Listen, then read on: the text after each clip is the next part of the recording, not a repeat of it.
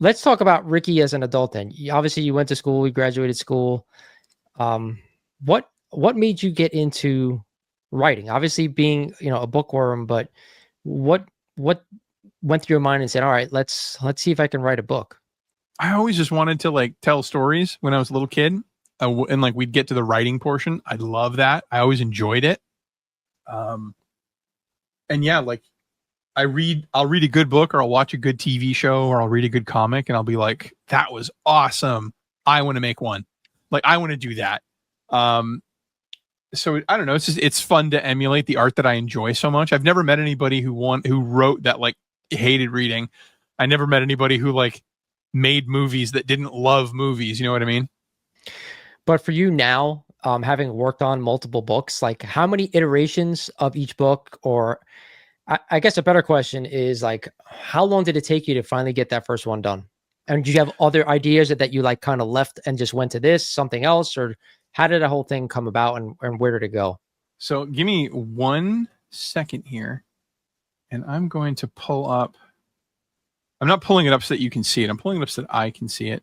For those of you who can't see what I'm doing, I'm pulling up a draft of my first book, The Amazing Mrs. Cadabra, because Word tells you when you go to the file section how many hours and like how many minutes. Okay, so for this draft, this is the 4th draft of this one Word document, and I'm pulling up a calculator so I can tell you. I'll give you the numbers and we'll break it down. It says I've worked on this document for 58,665 minutes. 58,665. We'll divide that by 60, and this will give me how many hours. This was 977 hours divided by 24 hours. This was 40 days of my life. It's 40 days. Like, it doesn't sound like a lot, but it's not like you're working constantly 24 hours a day. You're sleeping, you're going to the movies with your wife, you're eating dinner, you're brushing your teeth. But yeah, so 40 days worth of time for this draft. I know that the 4th draft, there's another file on here called the final draft because Cadabra edited draft. I don't know what this one is. I'm going to look. But this is a different draft. We'll see if the number's higher or lower, because what happens is like I'll use different documents. Like I'll edit up to 4th draft into this one, and then that's kind of like 1.0, and then I'll move into a new Word document with what survived, and I'll call that like 2.0, and then that I'll continue to edit. So yeah, this one's only showing 12,124. What did that add? We'd be adding on to that time. Is that where? Yeah, we'd be adding on to that. So 12,124. So that was 40 days. This is divided by 60. It's basically a quarter of that, roughly. 8. So eight more days. So this section one added it. So now it's 48 days. And then I know there was more work that went into it after that. Even if you're just like working on like you're going back and forth with the guy doing the cover or whatever, even that adds into it, and you end up with a couple 100 hours for a project. So was Cadabra your first idea, or did you have many ideas before then, and this is the only one that kind of went pen to paper? This is so everybody. I mean, I think every nerd, even just nerds, we have ideas every day of like that'd be cool, and then you just let it fly away. You don't think about it anymore. Like I wish they did this with Spider-Man, but if you don't write it down, it's just a thought.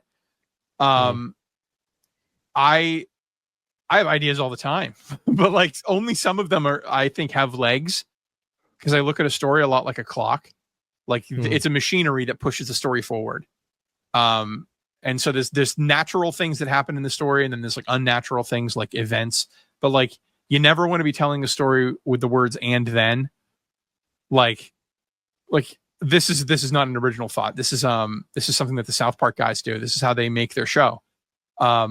They start with an event, and then they continue it with but or then therefore. So like Stan's dad loses his job. Therefore, he can't provide food for the house. Consequently, Stan wants to make some money, and so he decides to be a VTuber. And so that's how they brick out the show. Everything's happening logically and in sequence. What you don't want to get into is and then, because and then introduces elements to a story that don't make any sense, and it's just stuff happening, and then you get Family Guy. Family Guy is iconic, by the way. That's one of my favorite shows. I don't hate Family Guy at all. I'm not one of those people. I don't. I appreciate, like, I can watch any episode of Family Guy at any time, new stuff, old stuff, and I will at least be entertained. Absolutely. It's hysterical. But Mm-hmm. back to you, back to the writing. So what's the process of, like, all right, you finish, you think you have a final draft of your You book. love it. What's the next process? I pay American dollars to an editor to read it, because some people will say, well, I can give it to my friend. Then feelings get hurt. And then you feel like you can't be objective. Because if your friend tells you, oh, this is delightful, you're so proud of yourself, you might not hear the criticisms they have, or they might like your reaction so much. You're thrilled and they're thrilled that you're thrilled. And so they don't want to hurt your feelings. Do you have to shop the book once it's done, after it comes back from the editor, and the changes you make, maybe you make changes after that? Do you have to shop it, or is it something you put out on your own? So I do. So what you do is, if you're talking about traditional publishing, what that looks like is, you're a nobody with a book and you've edited it and you love it. You paid someone to edit your book. It looks fantastic. You're happy with it. You then write a query letter, is what it's called. It's a letter to a agent. You try to get an agent to represent you. And so you email these people. Sometimes they have like websites where you can like submit lots of different applications at once, kind of like an Indeed. Sometimes they just have their own website and they say open for submissions, looking for these types of books. And so you send them stuff. Sometimes they ask for 20 pages. Sometimes they ask for just the synopsis so that they can make a snap judgment. And if they like you, they will decide to represent you. And then they take your manuscript and they go to different book companies, your Random Houses, your Scholastic, your Penguin, what have you. And then if they like it, based on the pitch that they're being sold by the agent, they'll buy your book. And then there you go. That's how you get to a bookstore. Now, there's lots of steps in between, in terms of like, your agent wants you to change things about the book so they can make it more marketable. The publishing house wants to change things about the book because they didn't like the changes the agent made to make your book more marketable, or they want to add new things or whatever.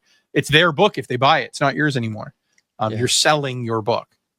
All that stuff happens in between. The way that I went is, each time I finished a book, I would query agents, and it is tough out there.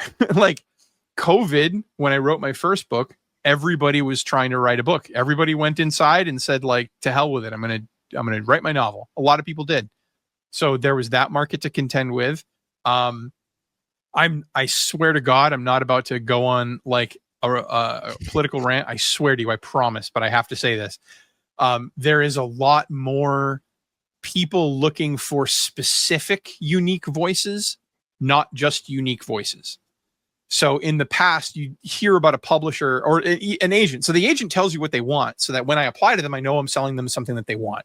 If I'm selling a young adult fantasy contemporary novel about kids learning about themselves through magic, like puberty, then my book sounds great and someone hears that and they like it. So I can curtail that to the writer that wants to buy books about, adult romance doesn't want my book. So I need to know what they're looking for.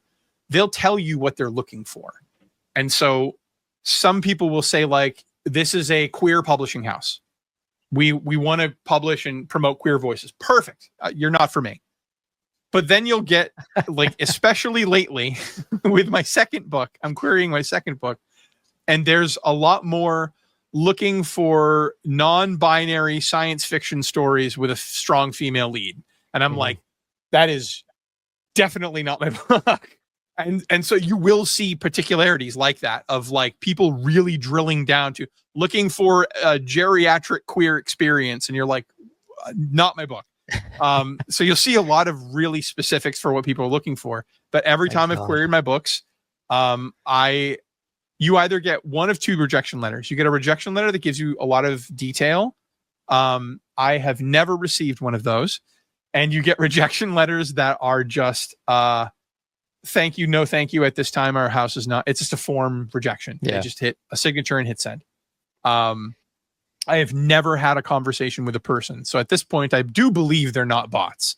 But I've yet to have an even correspondence with anybody. So I have a little bit of experience, not with obviously writing a book, but I actually did write a couple of screenplays. I did go to film school for a bit, Cool. and I actually submitted a screenplay to something along the same lines. You submit it to like a very common website where you can read what people are looking for, what type of stories they're looking for. Basically the same thing. And you could actually throw up, a synopsis. You could throw up, like you said, the first 20 pages. You can even throw up the whole thing if you want. I never did that, but it's funny to see on those type of things because you can see who looks at them. And I always thought that was the coolest part of it. Obviously, I'm not that good of a screenwriter, but because I never got any emails or phone calls or anything like that. But it's funny to be able to see who gets to see what you have up there. So that's I don't like artist negative self-talk. I don't like it. And I don't want you to think that because you didn't get the 1 in 10 trillion magic halo dropped on your head, that it's an indication that your work isn't any good. It's just the system really is that clogged. I've read some brilliant indie books by people just like myself. They put books online and I'm like, this is literally amazing. Like, this is fantastic. And and like they didn't get the nod. It is what it is. You just gotta get noticed. I was what I write was like comedy.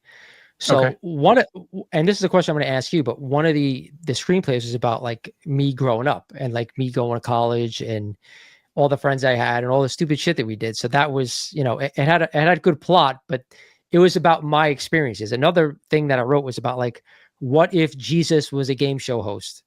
And I think that didn't go very far, but I thought it was fucking hysterical. But brings me to my next question to you.